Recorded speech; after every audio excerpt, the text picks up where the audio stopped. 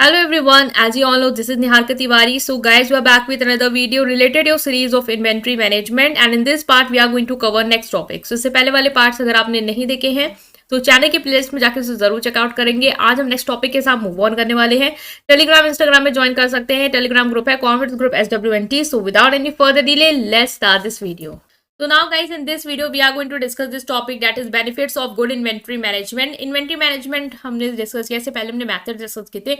अब हम डिस्कस करने वाले हैं कि अगर आप प्रॉपर्ली अपने स्टॉक को, अपनी इन्वेंट्री को मैनेज करते हो अपनी ऑर्गेनाइजेशन में, तो उसके क्या बेनिफिट्स होंगे आपको। ठीक है, बहुत इजी टॉपिक है। गुड इन्वेंट्री मैनेजमेंट आपको बहुत सारे बेनिफिट देती है एक बिजनेस को।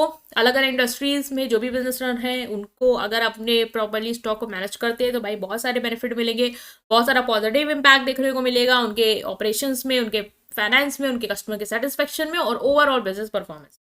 तो कौन कौन से बेनिफिट्स हैं वो देखेंगे। पहला है optimised cash flow, reduce excess inventory level, freeing up capital that can be invested elsewhere in the business. आपका जो कैश फ्लो है, ठीक है, तो कैश आ रहा है, कैश जा रहा है, उसको ऑप्टिमाइज कर देता है। कैसे? जब आप प्रॉपर्ली इन्वेंट्री को ट्रैक कर रहे हो, मैनेज कर रहे हो, आपको आइडिया रहता है कितना स्टॉक हमें रखना है, ठीक है, इतना मेंटेन करना है, जिससे हम ज़्यादा ऑर्डर कर लेंगे, हम ज़्यादा पैसा मान लो फंसा दिया हमने, तो ज़्यादा पैसा फंसा दिया तो फिर वो पैसा आपको रिकवर नहीं हो पाएगा, क्योंकि अगर इन्वेंट्री बिक नहीं रही है तो बिक नहीं रही है तो फिर रिकवर नहीं हो पाएगा।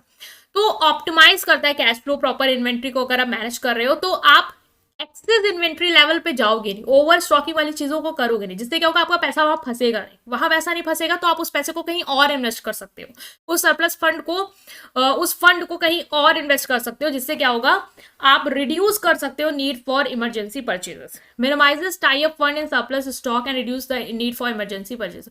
मतलब कि जो आपका सब जो पैसा है, जो मतलब इन सरप्लस में फंस गया, ओवर स्टॉक में फंस गया, जो अभी निकल भी नहीं रहा, तो वहां पे पैसा फंस जाने से फिर जो आपको इमरजेंसी में परचेज करना पड़ रहा है या फिर आपको एकदम से पैसों की जरूरत आ गई तो फिर वो पूरा नहीं कर पा रहे होगे, तो उसकी आपको हेल्प करेगा कि वहां ना फंस के आप जहां पे आपको इन्वेस्ट करना है वहीं करो, जहां से आपको ज्यादा रिटर्न या बेनिफिट मिल पाए। तो कैश का फ्लो जो है वो इजिली आप मैनेज कर पाओ और उस जगह मैनेज कर पाओ जहां से आपको बेटर रिजल्ट देखने को मिल रहा है।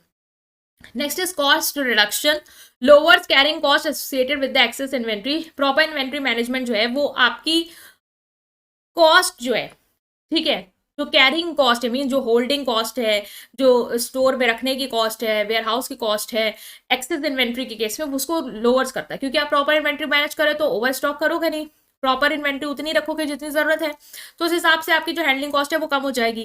ठीक है, उससे आपका सामान भी नहीं ऑब्सोलेंस वाला जो है मतलब खराब होगा नहीं, वो पाइल अप होता जाएगा और इन्वेंट्री आउटडेटेड भी नहीं होगी, भाई बिक नहीं रहा, पुराना माल हो गया, कोई लेगा नहीं। ठीक है, वो वाली चीज आपकी दिक्कत जो है वो खत्म होगी, तो उसमें जो कॉस्ट रख रही है वो रिड्यूस होगी, एफिशिएंसी आपकी बढ़ती है। आपको पता है, अगर आप right amount of ensure operational efficiency by ensuring the right amount of inventory is available at the right time.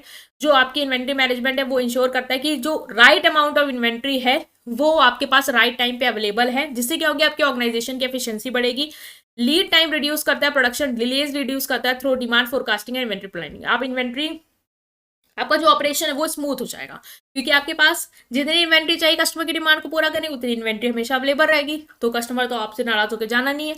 दूसरा, जो प्रोडक्शन में डिले, मान लो प्रोडक्शन वाली इंडस्ट्री में आपको प्रोड्यूस करने के लिए इन्वेंट्री चाहिए होती है, स्टॉक चाहिए होता है, तो उस हिसाब से आपके पास वो अवेलेबल रहेगा और आपकी जो डिमांड है उसको बेटर क्या कर पाओगे, पूरा कर पाओगे। राइट, सो हम इसे इस तरीके से क्या कर सकते हैं, जो अपना लीड टाइम है उसे रिड्यूस करते हैं। लीड टाइम मतलब ऑर्डर दिया और ऑर्डर देने के बाद आप तक वो डिलीवरी कब हो रही है। तो अगर आप प्रॉपर्ली इन्वेंट्री को ट्रैक कर रहे हो तो आप ऑर्डर तभी दोगे जब आपके पास स्टॉक जो ऑलमोस्ट खत्म होने वाला है 1-2 दिन में, और वो डिलीवरी जो है वो 1-2 दिन में आपके अंदर पास आ जाएगी, ताकि आपका क्या होगा, प्रोडक्शन डिले नहीं होगा। ऑफकोर्स अगर आप मैन्युफैक्चरिंग में हो तो आप स्टॉक को तब तक मंगा लेना चाहोगे कि जितने तक आपका प्रोडक्शन डिले ना हो, भाई सामान आया नहीं, आप बना क्या रहे हो फिर। ठीक है, तो डिमांड को फोरकास्ट करके प्रॉपर इन्वेंट्री को मैनेज करके आप अपनी एफिशिएंसी को उस तरीके से इंप्रूव कर सकते हो, चीजों को मैनेज कर सकते हो। कस्टमर सेटिस्फेक्शन आपका इंप्रूव होता है अगर आप प्रॉपर्ली इन्वेंट्री को मैनेज कर पा रहे हो। ऑफ कोर्स ऐसे होगा ना कि कस्टमर आपके पास डिमांड करेगा तो आपके पास स्टॉक जो है वो अवेलेबल रहेगा, क्योंकि आप प्रॉपर्ली मैनेज कर रहे हो, ट्रैक कर रहे हो। अगर नहीं है, स्टॉक आउट चल रहे हैं, तो भाई कस्टमर आपके पास आया, उसको प्रोडक्ट मिला ही नहीं, वो चला गया, दोबारा वो सोचेगा कि इनके पास तो रहता है जो क्या लेने जाना। ठीक है, तो वो आप नहीं पूरा कर पा रहे हो कस्टमर की नीड्स को या डिमांड को, तो उसको प्रूव करने में आपको हेल्प करता है प्रॉपर अगर मैनेज कर रहे हो इन्वेंट्री। तो डिसीजन मेकिंग में आपको हेल्प करता है, बेटर डिसीजंस लेने में। अगर आप एक्यूरेटली और टाइमली डेटा को देखते रहते हो, उसको मतलब ट्रैक करते रहते हो, तो आप डिमांड के ट्रेंड्स को समझ पाओगे, क्या चल रहा है मार्केट में वो समझ पाओगे, उस हिसाब से इन्वेंट्री को मेंटेन करोगे, उस हिसाब से चीज़ों को बनाओगे, प्लान करोगे और स्टॉक की अवेलेबिलिटी को रखोगे। तो जो भी डिसीजन लेना है इससे रिलेटेड वो आप प्रॉपर ले पाओगे। ऑप्टिमाइज प्रोडक्शन प्लानिंग, जो प्रोडक्शन की प्लानिंग है कितना प्रोड्यूस करना है वो, क्योंकि आप ट्रैक कर रहे हो तो डिमांड जितनी है उस हिसाब से आप अपना प्रोडक्शन करोगे, जिससे क्या होगा, ओवर स्टॉक या पाइल अप नहीं होगा चीज़। ठीक है, facility efficient production scheduling by ensuring availability of raw material and component, minimise disruption and down time in manufacturing process. जो भी डिस्ट्रप्शन आ रहे हैं या मान लो इन्वेंट्री अवेलेबल नहीं है, स्टॉक नहीं है, प्रोडक्शन कैसे होगा, डिले हो रहा है, वो सब चीज़ें नहीं हो पाएंगी अगर आप प्रॉपर जो है वो प्रोडक्शन की प्लानिंग कर रहे हो, इन्वेंट्री को प्रॉपर कितना ज़रूरत है उस प्लानिंग के दौरान, प्रोडक्शन के दौरान वो मैनेज कर रहे हो तो। ठीक है, नेक्स्ट है इफेक्टिव सप्लाई चेन मैनेजमेंट, जो आपका सप्लायर के साथ रिलेशंस है, वेंडर के साथ रिलेशंस है, जो कोऑर्डिनेशन उसको इंप्रूव करने में हेल्प करता है। इन्वेंट्री ट्रैक कर रहे हो, प्रॉपर टाइम पे उसको ऑर्डर दोगे, प्रॉपर टाइम पे आप उससे जो है वो ऑर्डर रिसीव करोगे, बल्क पे दोगे तो डिस्काउंट मिलेगा वगैरह वगैरह। तो इस तरीके से आपको क्या है, जो आपका सप्लाई चेन है, जो सप्लाई के साथ रिलेशन जो चेन है वो इफेक्टिव होगी और प्रॉपरली रन करेगी, ताकि जो चीज़ है वो आप तक प्रॉपरली डिलीवर भी हो जाए और विजिबिलिटी और ट्रांसपेरेंसी रहे। ठीक है, चीज़ें जो हैं वो आपकी क्या बातचीत चल रही है सप्लायर के साथ और सप्लायर आपको कितना डिस्काउंट दे रहा है, वो जो आपके बीच में जो कम्युनिकेशन है वो बिल्कुल ट्रांसपेरेंट होना चाहिए, विजिबल होना चाहिए, ताकि आप बेटर रिलेशन जो है, कोलैबोरेशन जो है वो इस्टेब्लिश कर पाओ।